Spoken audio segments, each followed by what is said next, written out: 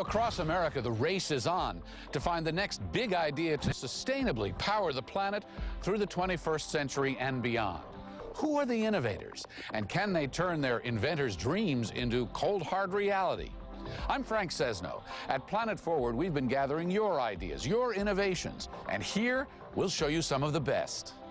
You'll meet the folks who made the grand old Empire State Building new again, the scientists who think your future could be powered by algae, the businessman who would rent the sun, and you might never think trash could turn into a day at the races. We'll explore the ideas, the people behind them, then ask you, which idea do you think is a winner? Which do you think can move the planet forward? Hello, and welcome to Planet Forward. I'm Frank Sesno, coming to you from the George Washington University. Our goal here is to find some winning ideas. Hundreds of people have submitted their ideas online, answering the call for an innovation that improves how we generate or use energy. Now, ideas range from a solar-powered weed whacker, for real, to a house that's so efficient it doesn't even need a furnace.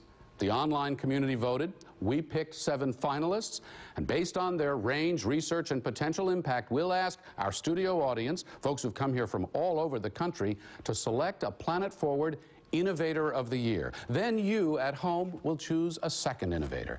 We'll follow the winners online and on television to see if their ideas will gain traction. First, I want to introduce you to our panelists who will weigh in on each of these submissions. Andrew Revkin, he's New York Times .Earth blogger, and he teaches at Pace University. From the great state of Michigan, former Governor Jennifer Granholm, she helped bring clean energy industries to her state. And Tom Connolly, Chief Innovation Officer from DuPont, a chemical engineering PhD who brings science to work every day. Welcome to you all. Devin Green and Christina Suelia, Planet Forward students at the George Washington University, heard the Empire State Building got new windows, so they went to check them out. Just how many windows? Okay, we got about 110 floors. 11,000? 650. 110 times.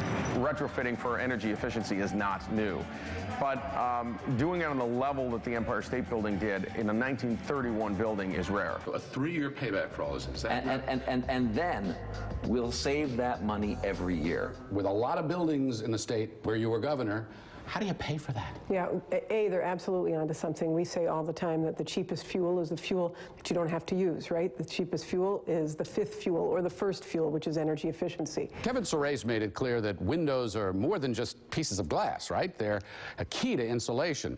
And he says the gas between the panes is how that works. Well, how's that work? Here's cartoonist Mitch Butler from our Science Corner. Argon was the first noble gas ever discovered.